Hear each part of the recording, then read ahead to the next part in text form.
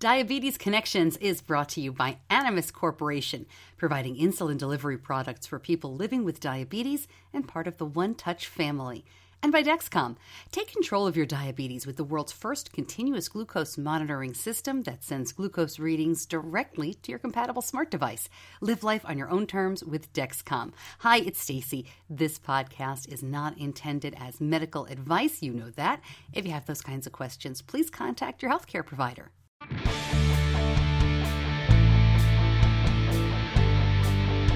This is Diabetes Connections with Stacey Sims. This week, my guest has been skiing for about as long as she can remember. Diagnosed with type 1 diabetes at age 11, she's now a coach with riding on insulin and has a lot to say about management, expectations, and mental health. When I'm not managing at my best in terms of my mental health, I don't have the coping space to actually handle the setbacks from diabetes. So they very much go hand in hand. Julie De Vos, who also has a brother with type 1 diabetes, talks about how skiing helped her and continues to help her manage diabetes. She also has great advice for parents. She meets a lot of parents through the Riding on Insulin program. Plus, the American Diabetes Association takes a stand on insulin prices, and Diabetes Podcast is coming up fast. It all starts now on Diabetes Connections. Welcome to another week. Thrilled to have you here. Welcome back. If you're new to the show, here on Diabetes Connections, I'm Stacey Sims. We try to educate and inspire with stories of connection in our community from actors and athletes and authors and great speakers about type 1, as well as talking to everyday people dealing with diabetes who aren't planning a trip around the world or a best-selling book. They just want to get through this crazy life that we're all familiar with. A big hello to everybody new that I met in South Carolina last week. I went to the JDRF retreat in Greenville, South Carolina, and that was terrific. So much fun to meet a lot of new people and to hang out with some familiar faces as well. And my son went with me. My son was diagnosed right before he turned 2. He is now 12, and he was just hanging out with the camp folks. Those are his people, and I'm not sure he went to too many sessions, but he did talk to parents and other kids about what diabetes camp is like. And you know what? I should say, even though it's winter, many diabetes camps, many camps in general, open registration now. So please go ahead and check. I know our local Diabetes Sleepaway Camp opens February 1st for registration. So it's the kind of thing that if you are thinking about it, do not wait. Many of them do fill up. And I did an episode way back when we first started about diabetes camp. Almost time to do another one, I think. But you can go search that up. You know, as you're looking at the website, diabetes-connections.com, in the upper right, there's a search box. If you're on mobile, it's right in the middle of the very first thing that pops up. And you can type a keyword in like camp or Disney or glucagon or Bigfoot or whatever. And you can type that keyword in and episodes relating to it will pop up. So search for the camp one that way. It gives you a really good picture of what diabetes camp is like from our local director and a staff member who both started going as kids and are now really running the place today. So, you know, in my area, I host a local event, and we're going bowling this year, and I invite the camp directors and people to come out and talk about camp at this event, and families just meet each other and go bowling. Just an idea if you're looking to do something like that. I mean, I'm certainly not an event planner. What I did last year was just call up a bowling alley and say, hey, can we have some lanes? And I asked the parents last year to pitch in. And this year, I actually have some sponsors. So it's not that hard. If you're ever interested in that, drop me a line, Stacey, S-T-A-C-E-Y, at diabetes-connections.com. And part of the reason I call this show Diabetes Connections is because bringing people touched by diabetes together in real life is just so important and makes such a big difference. And it's something that I really believe in. So that's just one thing that I'm doing in my area, because people always want to know about camp, and the camp events always seem to be too late in the year, like in spring or summer, and then you have to wait a whole year. So we're a big camp family. As I've mentioned here before, both of my kids have always gone to camp, diabetes camp for Benny and regular sleepaway camp for both of my kids. That's a long story, but he goes every summer. This will be his 5th summer going to a almost 4-week-long non-diabetes sleepaway camp. Yes, they have a medical staff, but no, it is not diabetes camp. And my non-T1D kiddo, my older daughter, is doing the driving portion of driver's ed this week. So forgive me if I'm a little on edge. Oh my gosh, I cannot believe this. She took the written part a couple of weeks ago, and she will be on the road. No, I am not teaching her. My husband has already taken that on, and she has to do 3 days in a car with an instructor. Oh, yeah, so that's happening. All right, let me tell you a little bit about our sponsor, about Animas. I was really excited to see with the new insulin delivery system, Animas and OneTouch are coming together. You know I've been happy with Animas and its products for the nearly 10 years we've been using Animas pumps. We also love the OneTouch products that help us make managing Benny's diabetes more simple. Putting these two brands together makes perfect sense to me. Now OneTouch has an even wider range of products available to help people confidently move forward in managing their diabetes. To find out more about Animas, part of the OneTouch family, go to diabetes-connections.com and click on the Animas, part of the OneTouch family logo. One of the big issues facing our community lately, really the last decade, so it's not so much lately, is the price of insulin. The average price of insulin has tripled between 2002 and 2013, and you have probably seen a lot of calls online, especially on social media, with the concern about the current political climate, about what is going to happen. And I just want to let you know, if you haven't seen it already, that the American Diabetes Association is throwing their considerable power behind this and asking us to join them in signing a petition. You can read the entire resolution, the statement, make sure you know what you're signing here, but it is basically asking for more transparency in pricing. It is calling to make sure that no person with diabetes is denied affordable access to insulin, and it calls upon Congress to hold hearings on this issue. So go ahead, I will link it up at diabetes-connections.com, and you can go through and read their position, read what they're asking you to sign, get involved if you want. This is a whole really great push, and you can, again, read. It's more than one page.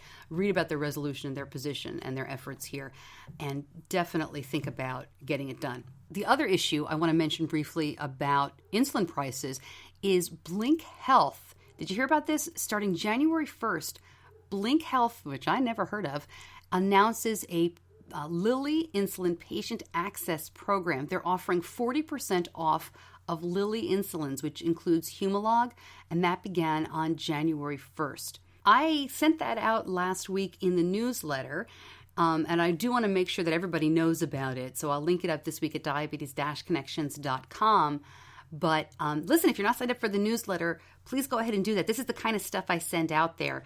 I have a link of the week. Sure, I want you to listen to my show, and I'll tell you what's on the show that week, but I also try to put something out that's useful or actionable, and that went out last week. So to sign up for the newsletter, just go to diabetes-connections.com. It should pop up, or I link it up quite often on the Facebook page. So just check in there and scroll down, and you will find the link. I don't send you any garbage. I don't sell your stuff. You know me. You know how I operate. And as long as I'm asking you to sign up for the newsletter, if you're listening on a podcast app like iTunes or Stitcher, Google Play Music, please go ahead and subscribe on whatever app you're listening. That really helps other people find us. Reviews are great too, but that subscribe really makes a difference. If you're listening on Facebook, social media, or the website, that is great too. I really appreciate that. Let me tell you a little bit about our other sponsor, about Dexcom. When Benny was younger, he was totally out there sharing about his diabetes. Didn't mind checking, dosing in class, sports, anywhere. But like a lot of middle school kids, he's getting more private. I was surprised to see how much the Dexcom is helping with that. Being able to discreetly check the display on his smart device or the Dexcom receiver is a lot less cumbersome than getting out all the gear to fingerstick. The Dexcom G5 Mobile Continuous Glucose Monitoring System is the first FDA-approved device to let you make treatment decisions without pricking your finger. CGM-based treatment requires finger sticks for calibration, may result in hypoglycemia if calibration not performed or symptoms expectations do not match CGM readings. For more information, go to Dexcom.com. One of the ways I can tell that the audience is growing is that I'm getting a lot of PR pitches in my email, a lot of some really great stuff. some really lame stuff. But it's always nice to hear from you. And my messages and emails have picked up as well. And I want to share with you a great message I got over Facebook. This is from Jason. And here's what he had to say. Jason writes, I just want to say thank you for the podcast. My 9-year-old son was diagnosed with type 1 in October. In the summertime, he started getting a rash over his body. We could not get it to stop. The doc had us go to an allergist for the rash.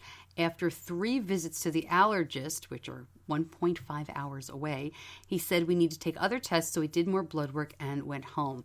By the time we got home, the allergist told us to take him to the emergency room. His sugar was over 700. He never acted any different than before. After the hospital, we were rushed to St. Louis Children's Hospital, A1C of 17.9. I kind of hope that's a typo, but I don't think so. All is better now. Going to our first JDRF function this weekend in St. Louis, hoping to learn a lot. But most of all, thank you for the podcast. Being new to type 1, there is so much negative, not a lot of positive things about type 1. But I stumbled on your podcast. Yay. And I can't wait every Tuesday for the new one. You have helped my wife and I learn and understand more and more. Thank you, and God bless you and the work you do. Jason Hale, thank you so much for writing that letter. And Jackson, your son, I hope he's doing great. I hope you had a great time at the St. Louis retreat. I'll tell you what's funny about that is I spoke at that retreat at the St. Louis chapter of JDRF a couple of years ago. And it was the first time I did a presentation called Diabetes Connections.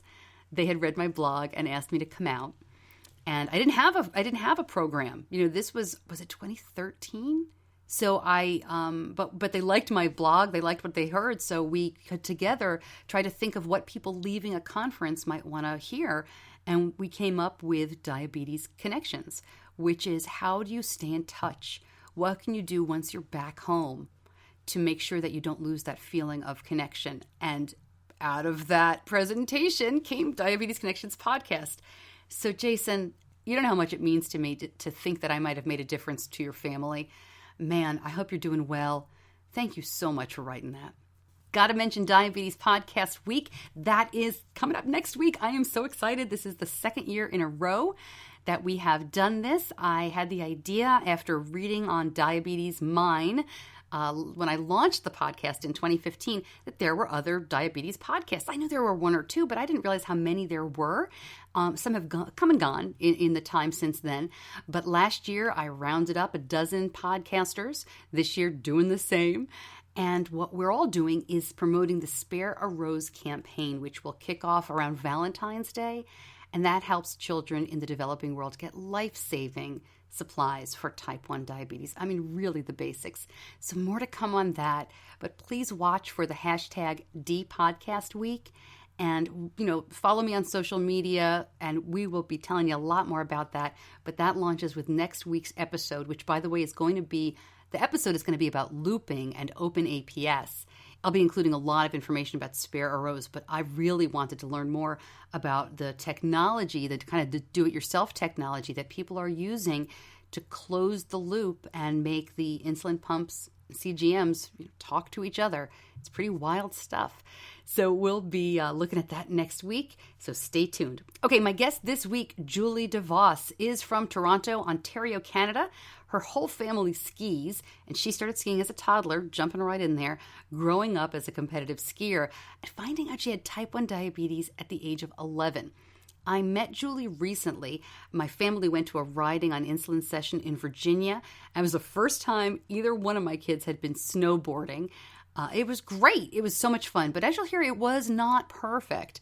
And that's what makes riding on insulin so unique, in my opinion. They understand these kids with type 1 are still kids.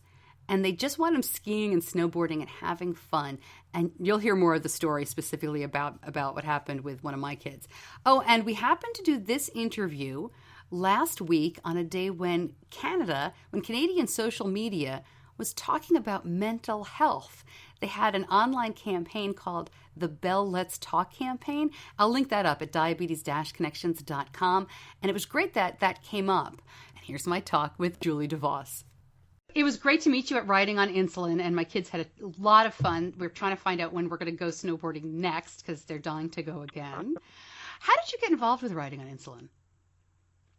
Yeah, so kind of an interesting story. I've been involved in the diabetes community since I was young. You know, I went to diabetes camp when I was 11, just after I was diagnosed, and for years after worked at a Canadian Diabetes Association diabetes camp. And there, you know, met a bunch of friends, still lifelong friends. And after I graduated university, I started doing some traveling. And in and around that time, friends of mine were becoming involved with this organization called Connected in Motion. And it's a charity in Canada for adults with type 1. And it was founded by Chloe Vance. And so through all this process, a good friend of mine, Jen Hansen, who also worked at camp, started volunteering for them. Today, she's the executive director, so we're kind of all in the family. And so as I kind of came back from my travels, my brother, Hank, who also has type 1, said, hey, you got to check out, you know, this group that Jen's working for. And I'd been away so much, and I thought, yeah, sure, this sounds really cool. And I went to an event that they had, a weekend retreat called the Slipstream, and was like, this is great. For adults only, and it was kind of a summer camp vibe for adults with type 1.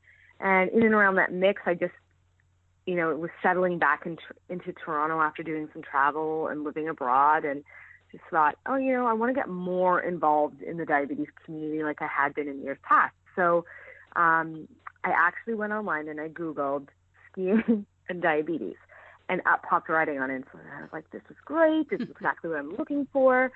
And I got in contact with Molly at the time and Jen, and I said, hey, you know, you guys should do something together.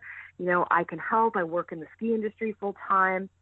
And they were like, Julie, we're already on it. We're starting to plan something, but we'd love your help. And that's kind of how I kind of got roped in.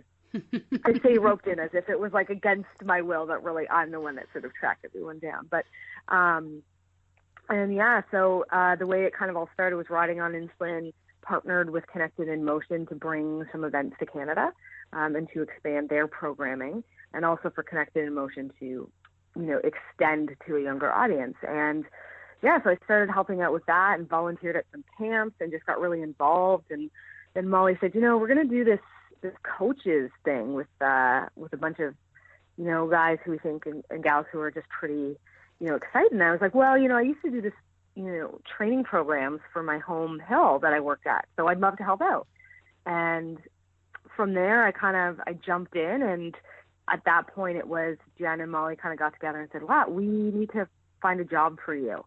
And at the time I was working for Animus Canada, and they came to me and said, hey, we want you to do half-time for each of us. And yeah, off we go. And I said, all right. And Animus was sad to see me leave. And I was like, sorry, guys, but, you know, it's all in the diabetes family. And so, yeah, that's kind of how I got involved. Tell me about your diagnosis when you were a kid. Were you already skiing? Yeah, so I learned how to ski when I was a little kid. I was 3. And funny, when I think back, like, my parents, that this was their goal. They wanted us to be a skiing family. They wanted us to take like March break trips together. So all of this started when we were little. I hated it until I was about 6 or 7. You hated skiing? My brother loved. Yeah, I hated skiing. Hated it. And they just they're like, one day she will like it. So they kept like bringing me out. My brother, on the other hand, fell in love like the moment he put on skis and would like have a tantrum when they were bringing him inside. My sister was a little bit like me, and she didn't like it that much, but she put up with it. And comparatively, like, she was just like this beautiful little skier, and I was just a bit, I don't know, all over the place. It was just kind of funny, like all of our different like learnings and what we liked. But when I was diagnosed, it was I think it's kind of a funny story, but so I was reading this group of books. I had gotten mononucleosis the summer before and was very, very sick. And really the only thing I could do was read a little bit. Like, TV made me too tired. And so my mom got me these books, and I could read a little bit, you know, each day. And there was a character from the Babysitter's Club books called Stacey. And I had just finished reading Stacey's emergency, and Stacey had diabetes. And so typical, flu-like symptoms. I was at home, and my mom was a teacher at the time, and she needed to head off to work, and my grandma was coming to babysit me. So there was going to be about a half an hour in between when my grandmother was arriving and when my mom was leaving. So she said, as soon as I get to work, I'll call you. And because my dad was also heading off to work, and she's like, so we'll stay on the phone until grandma gets there. So off she went to work, and, being a good mom, with a child with the quote unquote flu, she bought some ginger ale. And I don't know if you've done this for your kids or whatever, you buy ginger ale as like a, fluid. Right. And when so people are nauseous, a lot of us will give ginger ale for sure. Right. So she bought 2 2-liter bottles of ginger ale, not diet, just normal ginger ale. And so off she went to work, and she called me and she said, did you have some ginger ale? And I said, yeah, I drank it. And she's like, well, how much? I was like, well, I drank it. You drank all of it. All. And she's like, oh, wait, like that's 4 liters of liquid in the, since she had gone, which is an obscene amount. And even during the phone call, I said, Mom, wait, I have to go to the bathroom. And I put the phone down, I ran to the bathroom and came back. And she's like, I'm going to come home. And she tells me later in her mind, she was like, oh my gosh, something is very wrong. Like, that's way too much liquid. And, she had to put the phone down to pee. So she came home, and she said, okay, we're going to go to the doctor. And she called the doctor ahead of time. And so they were waiting for us when we got in. And I remember the doctor handing me the little pee cup to pee in. And I'm walking to the bathroom, and I have a very vivid memory of this. Literally, as I'm peeing in this cup, I'm like, oh, I have diabetes. Wow. I'm like, Stacey. And I put 2 and 2 together, because in these books, it describes Stacey's diagnosis and like her life with diabetes. And I knew, I was like, I have diabetes. I'm like Stacey. And so, I brought this, pee cup back to the doctor, and he tested it with a glucose, just like a dipstick. And, he said, I've called ahead to sick kids, and you're heading on down there. And so me and my mom jumped in the car and headed down that way. And of course we were both, in tears and knew kind of what that meant. But I was very self-aware after reading those books of what was going on. I don't remember exactly, I don't know what my blood sugar was or anything. I know I was in the hospital for 8 days, an IV and all that kind of, so I figure I was probably in DKA at that point in time, just because I'd lost so much weight and I was home, vomiting sick with the flu, that's kind of where I was. But I knew from those books. So that's funny. I've talked to several people who have either had been diagnosed by a friend because of that book, or a relative, or just themselves that made them feel better in some way. And I'm a little too old for the babysitter books, and I think my daughter was a little too young. But it's really fun to hear about that. I don't know if fun is the right word, but it's just so interesting. So did you ski immediately after? Were your parents like, all right, up and out, or did it take a while to transition? Yeah. No, it's funny. I don't even remember a time when it wasn't a question. It was just, we carried on life as normal. I did go to diabetes camp that summer because I thought it was really important that I go and meet other kids, and because I was starting to head into puberty. And so they were like, oh boy, let's get some support. And I actually started ski racing when I was 12. So I started the year after, because that was something I really wanted to do. And I had, on a trip when I was just before I was diagnosed, I had learned how to ski race a little bit at this week-long camp. And so I was like, oh, I want to do this. And yeah, there was never, I find it interesting now as an adult that there's more times that I think, oh, I have diabetes, like this is going to be more difficult. Whereas like as a kid, and I give my parents props for this, they just like carried on like normals. If I was a normal kid, the only thing that changed was Halloween. And because we were really in, and I was diagnosed just before Halloween, and that was a very sad time because I absolutely loved it. We loved dressing up. And so for the first couple of years, because at that time, like you couldn't carb count and, give extra insulin or anything like that. Like that's not what you did with the types of insulin. It was basically like, no, you can't have this. And so my parents went out and bought, mounds of, sugar-free gum and stuff like that, and they bought me a couple books and stuff, and so that, like, I got a big present on Halloween when my brother and sister went out because I didn't want to go out. And then I think a few years later I went out and just gave everything to my brother and sister. And I took their chips and like the things that I could, carb count like for a snack or whatever. And we were pretty hardcore. We'd bring like the pillowcases out and, come home, dump it out, and like keep going kind of thing. Yeah, my kids do that. And the first couple of years I was so nervous because my son was really little, and I'm like, oh, are we ever going to have a Halloween? But my daughter is older than he is. And we've just figured it out and I had to tell my neighbors, my very well-meaning neighbors, like, give him the candy. Like, please don't buy special sugar-free candy. And they do the same thing still. They're like, oh, they load up as much as they can. And then they don't really care about eating it so much after Halloween. I think it's just the thrill of the hunt. Yes. Yeah, exactly. We would get so into it, and we would actually like compile all together, and we would like make a list of everything that we had. We were super dorks about it, but we loved it. Like, we got 18 mini Mars bars and like 36 bags of chips, like most. I just go through and I call it the parent tax. I go through and take all the Almond Joys. Those are mine. Yeah. So, life just went on as normal. So, yeah. You talked a little bit. We had one of the things that was nice at Riding on Insulin was when the kids go out, the parents are invited to have kind of a little session where we all shared our information and we talked, and you guys added your take in, and you talked a lot about independence, about trying to give our kids with type 1 independence, from your adult perspective. Can you share a little bit about what you talked about with your father when you were skiing? Like, he supported you, but he was not overbearing, which is, I think, the balance we all strive for. Yeah, and it's funny because after the camp, I talked to my parents and my mom, and my mom was like, hey, and I was like, I know. I'm like, moms and dads are very different, and because you were the one handling, my dad understood, but he wasn't the one who was there, in the beginning giving the injections, or like it was my mom who was very much hands-on. My dad was too, and he understood what I needed and everything, but they just had a very different approach to things. And I was also lucky because I was 11, so right away I gave my own needles, I tested my own blood, and they both learned, in case I needed their help. But I was pretty independent right from the start.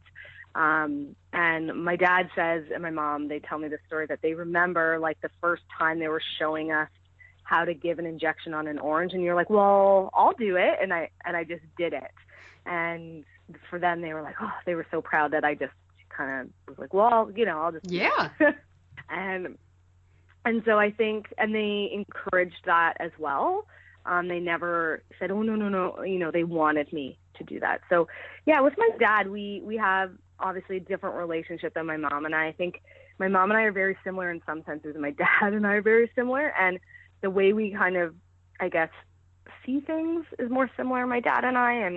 And with ski racing in particular, he knew that, number one, I wanted my diabetes to be in a certain place. Like, I wanted my blood sugar to be in a certain range because that's when I would have my best performance. And for him, he would carry my meter. He would have my low supplies. And because, you'd be in a downhill suit, so there's like nowhere to put anything. And we had this system of like, I would test an hour before, and 45 and 30 and 15 and 5. And I would treat accordingly. And if I had to give insulin, I usually didn't want to have to do that because it usually wouldn't work in time. And it was more of like that morning of being very vigilant of what I was eating and what my blood sugar was. And I was very much affected by nerves. But he would come to the start gate with me, and he would take down my jacket and all my stuff. And he would just be there holding my meter while I tested. And he'd be like, are you good? Like, are you feeling okay? And we also would tell our coaches and the organizing committee if anything was wrong. And I was really lucky in that they let me, if I needed to, race at a different bib number. So, if I was bib number 5 and I was low, they would let me go whenever I needed to. And that doesn't happen all the time. Normally that would be considered a do not start. And I would be disqualified, but I guess they were like, no, we want her to compete is really what it came down to. So I was really lucky at all the races I went to. Everyone was very supportive. And I think only once or twice I had to do that because I was edging on a little bit low and needed just that sugar to kick in. Mm-hmm. But most of the time I was pretty tightly regulated, and that was not my parents, that was me, because I wanted to win, and I wanted to be the best, and I knew that if my blood sugar was high, I would not win. If it was low, I'd be a spaz. And it was true. It's true. And I never knew, and I guess actually I should tell you a story about when the first year I started racing. We didn't have a glucometer yet. We were still using these strips that you put blood on and you wait, and then you wipe the blood off and you match it. Wow. They looked very much like the pee strips, except for blood. And it was pretty archaic, and you needed a lot of blood. It was a little bit obscene, but it really was. They didn't travel very well, and it wasn't like, well, just, during my, ski race, I'll just whip these out. Like I had to do that in the lodge, and that sort of thing. But I ended up going very low on course, and I didn't know, because the feeling of being nervous and the feeling of being low were very much the same for me. And so I was in the start gate, and I was like, I feel like, am I low or am I nervous? And I didn't know. And I skied out, and I think it was like my second or third race, so I was just new, trying to understand what to do.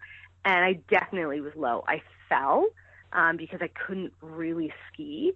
And I remember just kind of sitting there trying to get up, and I was struggling a little bit. And my coach at the time, who was awesome, who was like, oh my gosh, there's something wrong. And he had juice boxes, and he skied down, and they were like, don't touch her, she'll be disqualified. And he's like, she has diabetes. And, gave me a juice box, and and I didn't obviously finish the race. I got up and kind of came off course, but he was so protective of me, this little kid with type 1 diabetes still, trying to be a ski racer. And he was just awesome. I remember that. But so that scared me, because I knew I couldn't control my legs when I was low, like that feeling of just not having enough glucose in your body in order to perform. And so I think that kind of put a little bit of fear in me. And as time went on, we then got a glucometer, which made life so much easier. But I just knew, okay, this is what happens when I'm low. When I'm high, my reaction time is super slow. And with ski racing, that is not right, not great. And my dad he was the one, I'd come down off course, and he would say, how was your run? It wouldn't be about diabetes. It would be about my performance, but that all related to my diabetes. So I kind of and I really truly believe this, that it's you as a person first and diabetes second. And I know this is where my mom and it was always about the diabetes. And I know why, and I know it's well-meaning. And my dad was more about the school and the ski racing.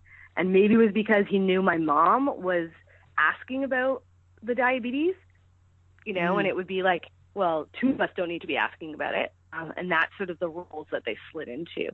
Yeah. And I mean, even still to this day, if I have medically something going on, I talk to my mom first, because she's always been the one in that role. And my dad and I will talk about life first. It's just funny that I'm just thinking about that now. Yeah, I think that happens a lot, though. I mean, it's a double-edged sword with moms often, and sometimes it's reversed. I mean, let's be clear. But with my son, I struggle, and I've learned from adults with type 1 like yourself, to be honest with you. I've learned that he let's say he's in a school play, or a rehearsal. When he comes home, or gets in the car, I don't want to say to him, "How are you feeling? Did you bolus?" I want to start out by saying, "Hey, how was rehearsal? Did you have fun?" And then ease into the diabetes questions later. But there's no doubt he knows that and I try so hard, but it's the first thing on my mind, even with all the stuff we have. I know what his blood sugar's doing because we have the Dexcom share. But I still want to, and he wears a Pebble watch, and I can text him. Not that I really try not to text him a lot, but I can know more about what's going on, and still that instinct is there. You talked a lot at Riding on Insulin and during this conversation again today about wanting to feel good because you had this goal. How important was it for you? I mean, I think it makes sense that when you have a goal like that, a sport, the school play, an event, something coming up or something that you love, does it make it easier in a way to manage diabetes? Yeah. Yeah, and I think there's this adage that they use all the time that it's, diabetes is not a sprint, it's a marathon, and it's lifelong. And I think if you're going through life and, it's really, with anything, right? With exercise, with nutrition, it's so much easier to have a goal or something in mind to get there as part of the process, instead of just, well, it has to be like this forever and always. And with diabetes, it's kind of like constant failure. You're constantly failing. You're constantly failing at something, and still having to get back up and keep going at it. And I think about, if this was a sport and you were just failing at it all the time, no one would go back. No one would keep going to the class or to those competitions if they were just failing over and over and over. And every time you touch your blood, it's like, is it going to be where I want it to be, or is it going to be something else? And then I have to deal with it. And, and it's hard not to see that as a failure. And, so I think having a goal keeps you, I think, to focus on it in a positive way, to help you get a positive outcome. Whereas otherwise, I think it's just a constant, like a not good enough. And for me, I just know I need something to focus on, to help almost tighten up my management, in order to help me achieve my goal. And I think I was a teenager once. I'm not a psychologist, but I think, teenagers are going through this point in their life where everything is changing and they're trying to figure out who they are. And most of the time, I think those things take the number one place on their list, and diabetes falls, 5, 6, wherever it ends on that list of priorities. And I think by linking diabetes to one of those other priorities helps keep it in the forefront. Whereas I think without that goal, it falls to the wayside. And the more you feel like you're failing at something, the more you don't want to deal with it.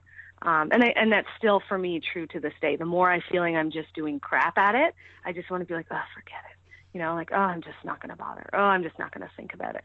But if there's something important, even now, skiing, skiing, I want to have my Dexcom on because I want to know what's going on. I just did this 2-day course, and we were teaching people at very high ability levels, and I wanted to be on point. I didn't want to be low. I didn't want to be high.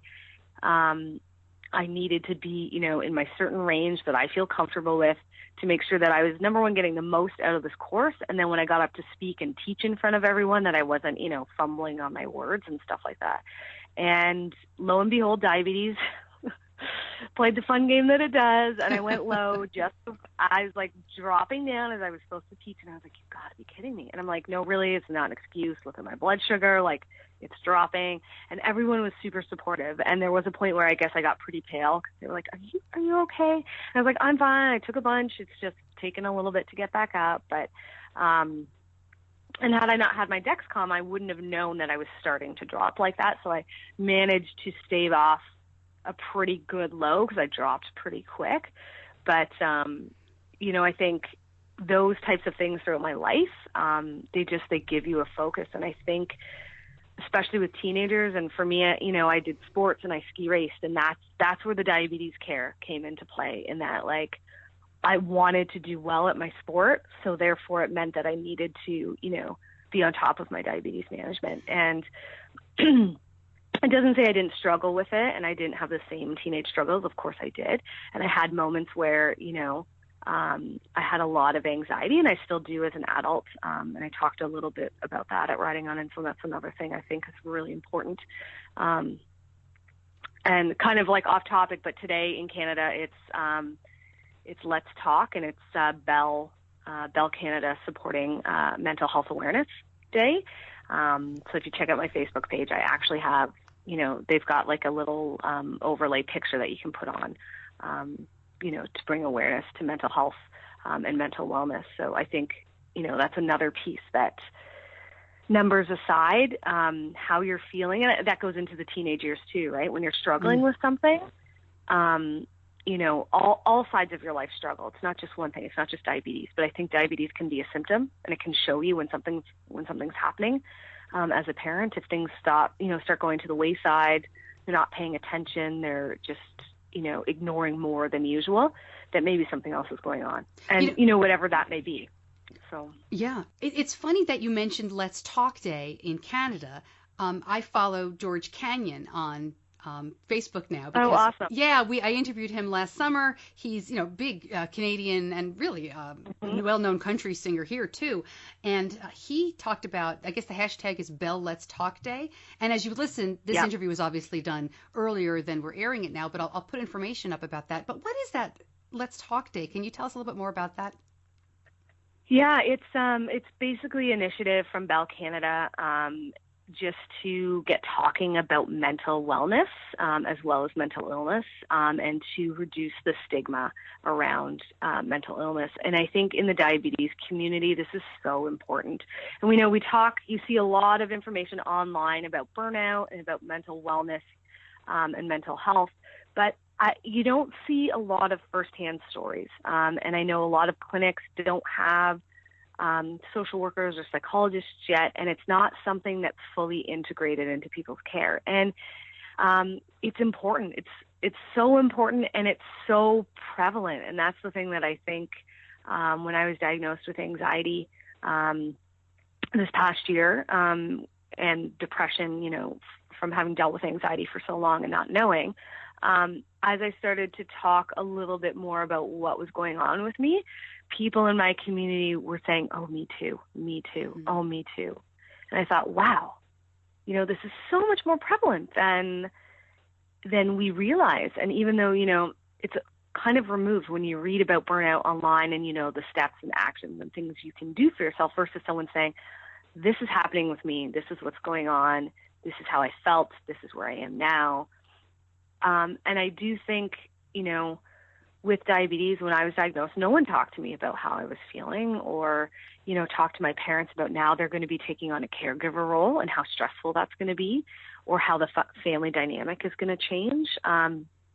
It wasn't until years later that I was in my early adulthood that I was struggling with depression and I went to see a psychiatrist. But not until that point had anyone talked about mental health. And when you think about diabetes and you think about what it is, you're thinking about the past, about what happened. What was my blood sugar? What happened? What did I do? What didn't I do? How did that decision impact my diabetes? And then you're also worrying about the future.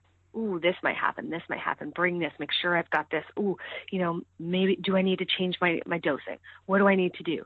And you're worrying. That is the actual definition of anxiety. It's ruminating on the past and worrying about the future. And we spend our whole lives in that place. And then you throw into variability of glucose, which affects our physiology and affects how we feel and affects the stress hormones in our bodies. It's pretty much a perfect storm there for most people to have some sort of anxiety, and whether that be momentary based on, what's happening physiologically in your body or whether that's long-term. And studies have shown, people with more variability in their blood glucose levels, not just higher A1C, but variability, the up and down, are more prone to anxiety. And like I said, it took me, like this year, I had that aha moment where I was like, oh, my diabetes is like anxiety because of how we manage it and how we're thinking about it all the time. And so I think, for me, it's been very therapeutic to actually talk to people about it and say, like, this is happening. I'm a highly functioning adult. I work in the diabetes industry. I travel, my friends and my family, and this is what I deal with every day on top of the diabetes. And like I said, so many people have come forward and said, yes, me as well. And I think for teens, it's so important. There's just so much happening and I do wish this was part of, that healthcare team, that it's, you go and you talk to someone or even if maybe it's group discussions, maybe it's a one-on-one, and it's not just about diabetes, but it's life in general. And I know that when I'm feeling at my best, I can handle my diabetes. I have the coping skills to actually, if things happen, I can cope with it. When I'm not managing at my best in terms of my mental health, I don't have the coping space to actually handle the setbacks from diabetes. So they very much go hand in hand. And when you're not feeling great about things and you keep having setback after setback after setback, it really has an impact on how you feel about yourself and your self-worth. And, it's hard to separate those two. But I think, riding on insulin is and those community events are a great place for kids and teens and families to, spend time with their peers. And I almost feel like this sounds counterintuitive, but I almost feel like even though it's a diabetes event, diabetes kind of falls into the background a little bit because it's the norm. Everyone has it. Everyone's testing. It's not a big deal. It's not out of the ordinary. And we're focusing on skiing and snowboarding. We're still taking care of our diabetes and we're managing it really well. But it kind of takes the back seat to learning skiing or snowboarding. And I hope that comes across in a positive way, not like we're forgetting about it. We're not. It's just because it's the norm. Yep. It's like a new standard.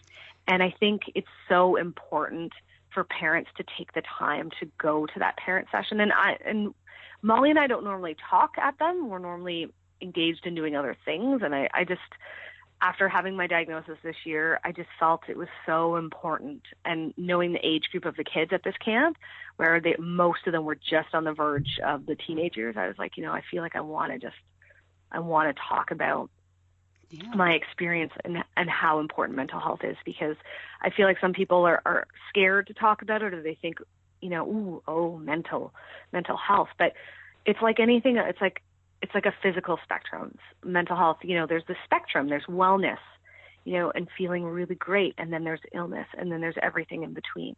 And everyone is on that spectrum, every single person. We just fall in different places on that spectrum. And same with diabetes, you move back and forth throughout that spectrum. Same with your wellness physically with your diabetes. Sometimes, you're taking really great care of yourself. It's easy. You feel good. And other times, your pump site failed and you ran out of a battery and you had this unexplained high and now you've got this, it's that spectrum of wellness and health. So yeah, I just think it's important. I'm so glad that you did speak at that meeting. And I'm curious, in the time that you've been with riding on insulin, and it's okay if you don't have one, but can you think of an instance where you really felt like you were making a difference to an individual kid? I mean, I know the program helps a lot of kids, but is there a story or a time you can point to where you really connected with a kid? Yeah, and I have to say, at every single one of the camps, it happened every time. And it's different when I'm on snow with kids. I have that one-on-one connection with them because I'm spending time with them. And there's been a few kids who I know, they've developed a love of skiing and snowboarding because of coming to these events. And partly, like, I'm from my background's the ski industry, and one of the things that I love is, having people develop a love for a new sport and falling in love with snow sports. And to see kids do that and to find, their love for it, diabetes aside, it just makes my heart beam. Also seeing kids realize, like, oh, I can totally do this. And seeing the parents be like, whoa, my kids are totally fine out there. And, to have to see that independence starting to develop is huge. And even at the last camp we were at, Stacey, your son, like, I remember he came, I don't know if you want me to talk about this. Yeah. We'll go right ahead. He came in and and to me it was like, you know what, he's having one of those days where he just feels like things are not going his way. Yeah, and I know you're reluctant to explain, but I'll tell the story. He was super excited Friday night. He, you do like this welcoming bingo, and he won it, and he was so thrilled. And my daughter, who doesn't have type 1, was actually really nervous because she's like, what am I doing here? Oh my gosh, I don't know how to ski or snowboard, and this is going to be awful, and do I fit in? And then the next morning, she's like, okay, I'm ready to go. And he was all, I've never done this before. The little kids are better than me. And he, as you're indicating, he came inside. He was like, I'm done. It had nothing to do with diabetes. He's like, I can't do this. So feel free to tell the story. Yeah. And I saw that big change in him. I remember I had this vivid memory of, he was like, bingo. And we were so excited. He's like, I won. And we're like, yes. And, so we got him his prize, and he was just so stoked and excited. And then I remember he went out and things started in the morning. And even before he went out, it was like, a night and day difference. He was just feeling very discouraged right off the bat. And sometimes that happens, right? With an activity or an event, and then you throw diabetes into the mix, and maybe you're feeling insecure about, ooh, am I actually going to be okay at this? Yeah, you know what? And it's funny, it was his pockets. Because, you got to carry all your stuff, and he doesn't usually carry the meter remote for the ping. We usually take a smaller meter, or he'll just go by his Dexcom, and we didn't think it through well enough because we don't ski, and he didn't have a pocket that was really big enough for him to comfortably have the meter, so he was so uncomfortable and like, oh, I don't want to carry this. Poor kid. Right, and so and we could see that what was happening, and I remember one of our new coaches, David, he came in with Benny, and I remember Benny sort of, went to the bathroom, and I said, I know exactly what's happening here. And I had a conversation with David about like, hey, I really need you to like be his best bud, and I can see he's getting discouraged. And I know this from teaching skiing that sometimes kids like to focus on the thing that they can't do, and they forget that when they first got to try all of the things that they've learned how to do in such a short period of time. It's like they forget all of those things that they've accomplished, and they're just focusing on this one thing that they're frustrated with. And I knew right away that Benny needed someone to just be his cheerleader a little bit and say, dude, you got this. Like you've learned all of these skills and you're doing amazing. And this one maybe just needs a little more practice, but you'll get it just like you got all the other things. And David was awesome because he went and he made Benny feel better. And then later on that day, he came in and Benny was totally stoked. And I knew like that wasn't my personal connection necessarily, but it was my understanding of like, I know what's going on with Benny, and I just have a feeling this is maybe what he needs. And so for me, I was like, yeah, I felt really amazing by being able to say like, this is what he needs. David, you're probably the perfect person for this because you're a pretty cool guy, and Benny will respond to that. Like, can you buddy up and just like... Yeah, turned it right around. Later. Totally. And for me, that was pretty exciting to see that change. We also had one kid, Carter, who his mom had said, there wasn't a lot of sports he was super excited about, and they've tried so many different things because they want him to be active. And when she said try, she's like, it would be a whole season. And she was waiting for her son to come in, after like a run and be like, I hate this. I just want to sit down. And she's like, time went on, lunchtime came, and he wasn't even the first one in. And she was like, oh, maybe, maybe he's liking this. And he was the first one ready to go back out with his group in the afternoon. And when he came in at the end of the day, he was like, skiing is so much fun. I love it. And she was like, yes, we found the sport that he loves. And so he kind of turned around and had this little upset. He's like, he loves skiing. And that was just awesome. And I saw his group out on the snow, and I was hanging out, I was taking pictures with them.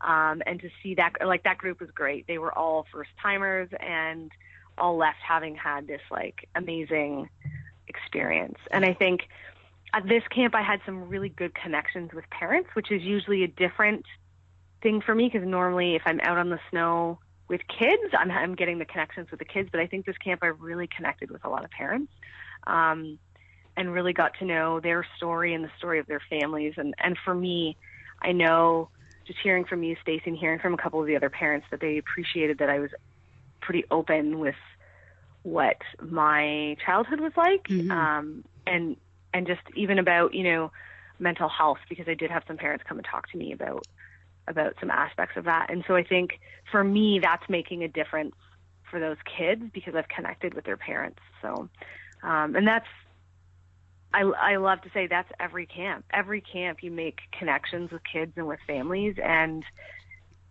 that's why I do what I do. I think that's why we all work for Riding on Insulin, and that's why we love what we do.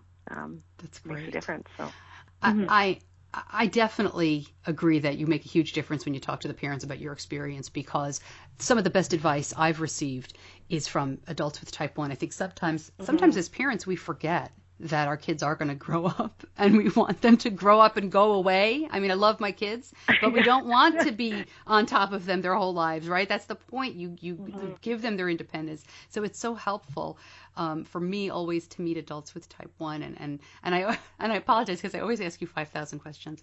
But let me ask you this too. What is your advice, if you don't mind sharing? What would your advice be for a newly diagnosed family or individual with type 1? Yeah. So I think it's a little bit twofold. Number one is to not forget that diabetes takes a toll on the emotional side. And when you're first diagnosed, you are grieving. You're grieving the loss of something, the way of life that you had. You're now struggling with, I have to hurt my child every day by giving them needles, or and that's really hard for families. And if I could say, get out there and find a psychologist or a psychiatrist that you trust and you can work well with, and make that part, or even a social worker, make that part of your routine in talking to that person, because I think it's so incredibly valuable. And I know a lot of people, they're like, you only go there if you're ill, and I don't see that. You go to your family doctor to have annual exams every year when you're feeling perfectly fine. And I think the same thing for mental health. You need to make that a priority and pay attention to that in your life, because it does directly have an impact on how well you can manage your diabetes. And I think for new parents who, it's like things are thrown kind of upside down, and all of a sudden you're having to wake up in the middle of the night to test, and now you're scared all of the time. That something you're doing is not going to work out right, or that you don't have control over something. And I think parents really need some support. And getting in with the community, I think, is really important. Find something, find a group, find a parent you can talk to, get online.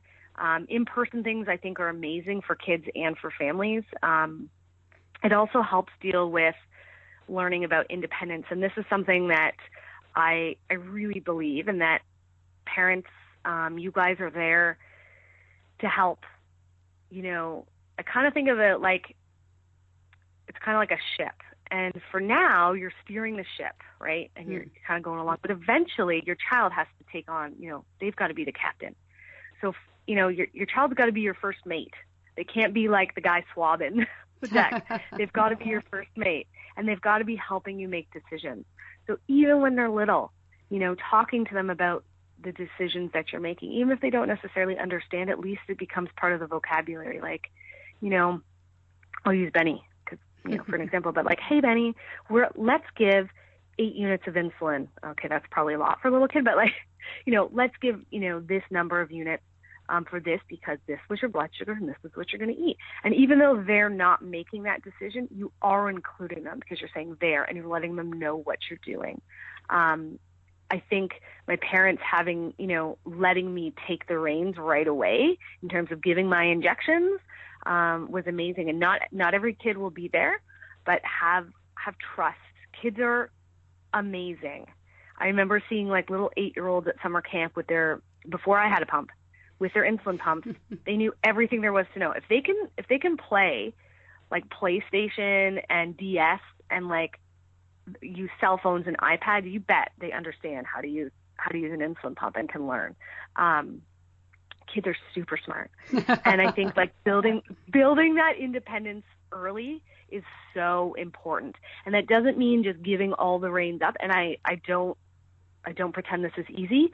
And this is where you'll need to work with your healthcare professionals as well as the mental health professional about how and how much they can take on, and how you slowly give the reins over. Because ultimately, Stacey, like you said, at the end of the day, it's about, making sure our kids can be independent, healthy adults. And well, how do you do that? You do that with everything else in their life, right? You're teaching them, you're helping them, you're holding their hand along the way, but ultimately, it's them who's going to have to, like I said, be the captain of their own ship.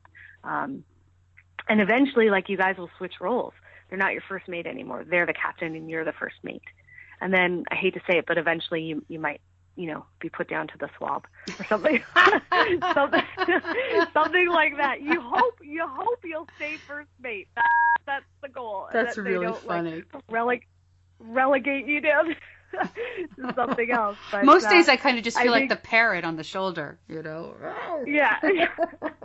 That's a good analogy. You don't necessarily want to be the parrot. No. You want to, because the parrot can be, chucked overboard. You want to be the first mate.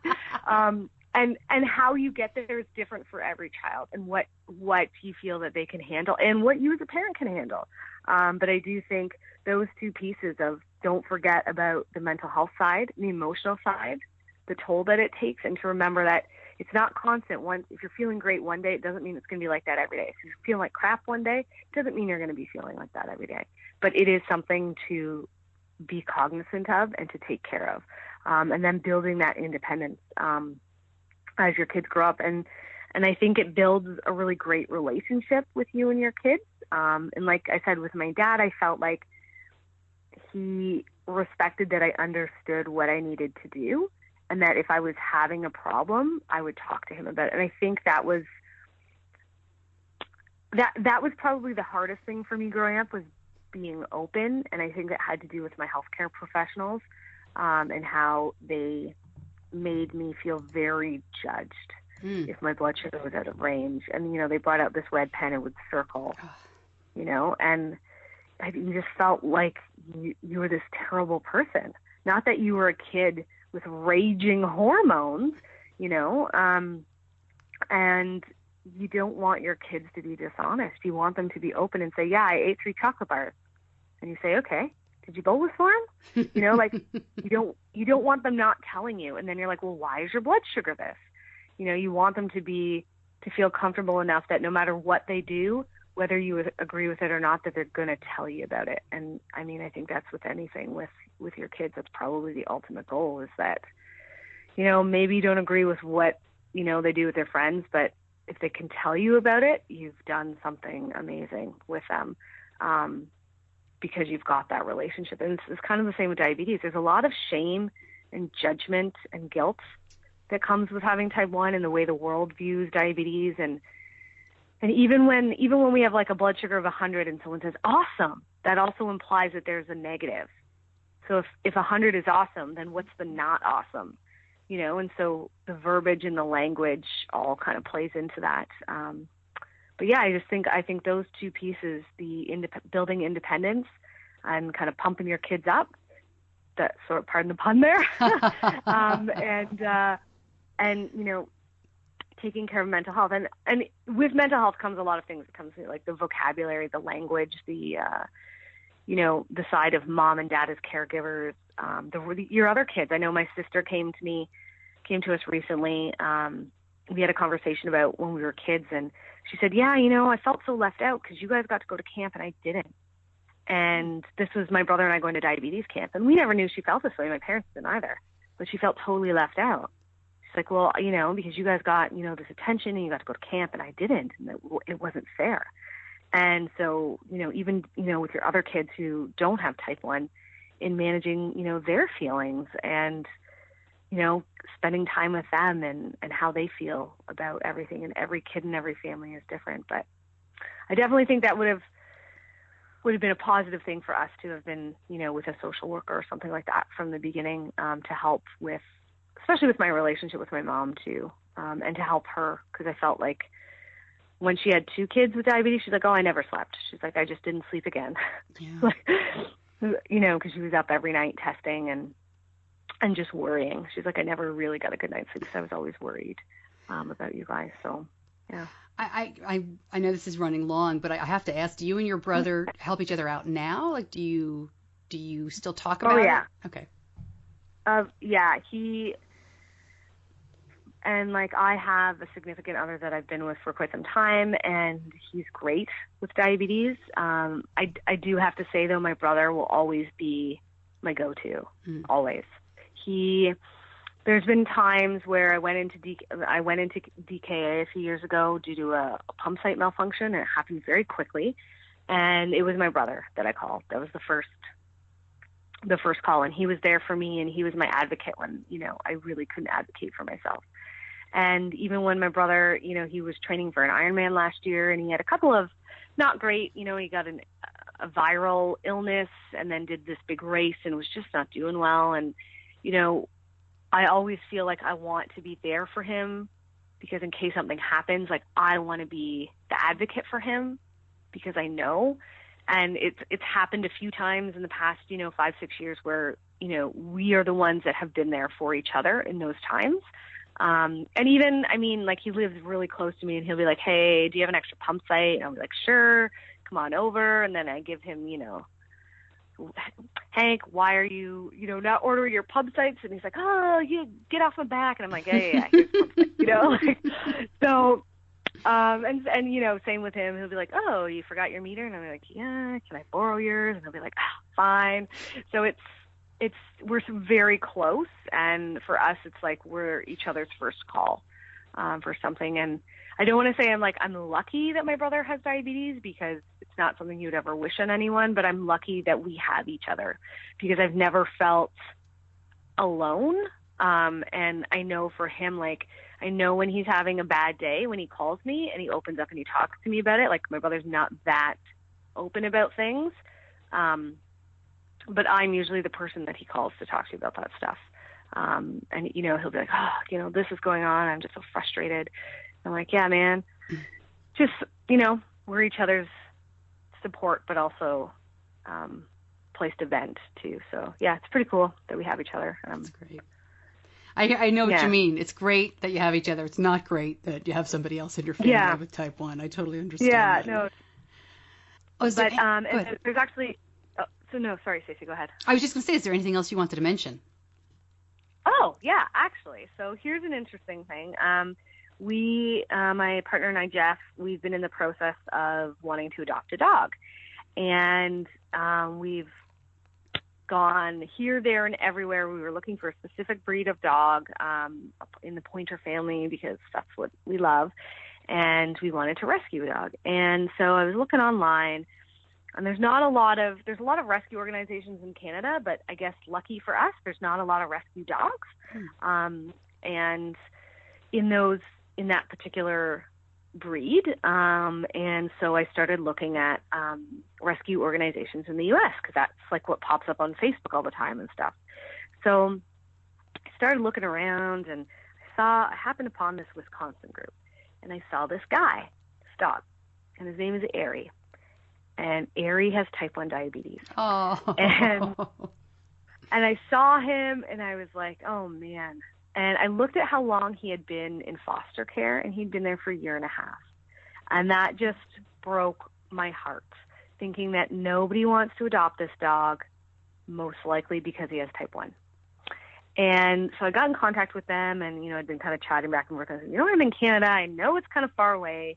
And they said, no, we have some people, from different places, different states, different, spots that adopt our dogs. And, as long as you, meet the criteria and you pass like the home inspection and all this stuff, then, we'd be willing to work with you to make this happen if it's the right fit. And so we went and visited, we met Airy, and he's a big sweetheart, and he gets his blood tested under his lip. He gets his insulin injections, like in between his shoulder blades. And we fell in love. So we are adopting him. So we're bringing another diabetic into the family. And I just feel like it was kind of meant to be. So that's great. Everyone in my life is just like, are you sure? That's more diabetes. And I was like, I have to. He has, what if it was me and no one loved me or wanted me? Because I was like, I can't, no, he has to come. And my boyfriend fell in love with him. And even when he went to go and have his blood tested, his foster mom put his blood meter on the counter, and he ran over and started wagging his little tail. And I was like, no, this is the cutest thing. He's wagging his tail, because, she trained him with little treats that if he gets his blood, he gets a little treat. And I just thought, oh my gosh. Yeah. So it was kind of like love at first sight. And so we have a diabetic dog joining our family. That's awesome. That's so great. When is he supposed to be coming along? So I'm going to be in Boston for one of our Riding on Insulin events, and that weekend Jeff is actually going to drive down to Wisconsin and pick him up. It's so funny. Last night, actually, he was like asking me these kind of funny questions, and I was like, well, why don't I'll just change my flight.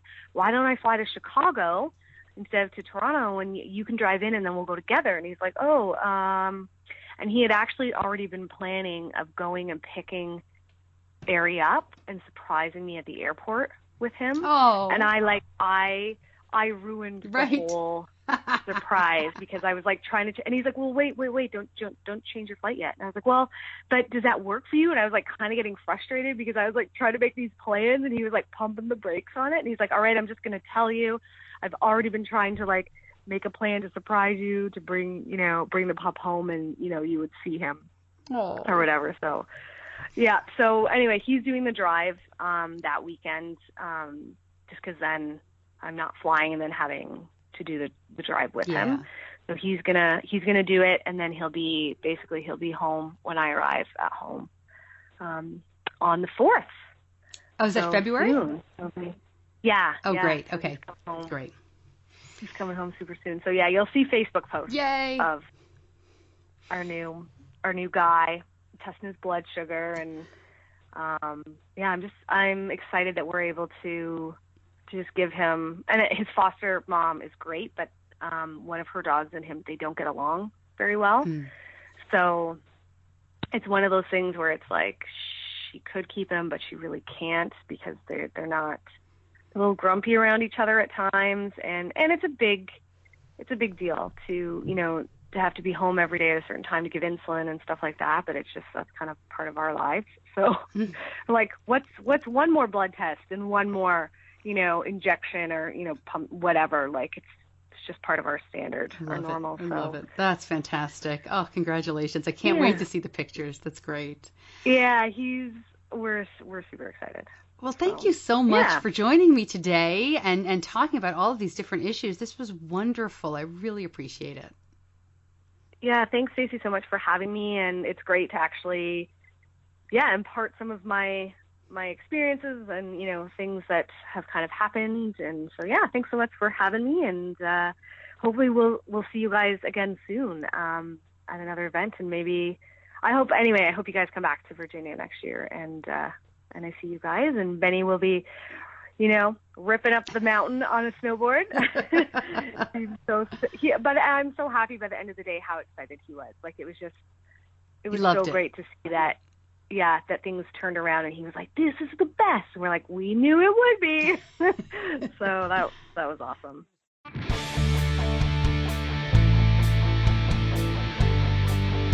You're listening to Diabetes Connections with Stacey Sims. Lots more information about everything we discussed riding on insulin. Bell Let's Talk. What a great campaign. The Babysitters Club. So many of you have mentioned the Babysitters Club. I need to get Ann Martin, the author. I need to track her down and get her on the show. Anybody knows her agent, let me know. I would really like to talk to her. I have sent her a message. We shall see. But man, she's made a difference in a lot of people's lives just because of that character. So much going on around here. Yep, Diabetes Podcast Week kicks off next week. So please check out the social media and the website for that. I have a sponsor for that. I don't want to tell you too much about it, but man, this is so exciting. They've already given a sizable donation to Spare a Rose, and I'll be talking about that more next week. And I'm just so thrilled. I hope that becomes a trend. And also the American Diabetes Association petition. I will be linking that up at diabetes-connections.com. So please go ahead and learn more about that. Sign up for the newsletter. Follow me on social media. What am I missing? Take your insulin. Be nice to your parents. Pet your dog. That's it for this week. Next week, we're going to be talking about looping and open APS. If those things do not mean anything to you, you are not alone. Basically, it's about these incredible people who, they might deny this, but they are so smart. They are pioneers in our community, and they are taking existing technology and closing the loop. The insulin pump talking to the CGM, you're mostly, if not totally, hands off, and that's what we're all waiting for manufacturers to come out with, and these folks are doing it. So actually, I'm going to talk to somebody who's used several of the systems, and he's written up comparisons, and he decided that he would come on and talk to me about how they work. And I'm thrilled to bring that to you. All right, good stuff. I'm Stacey Sims, and I'll see you back here next week.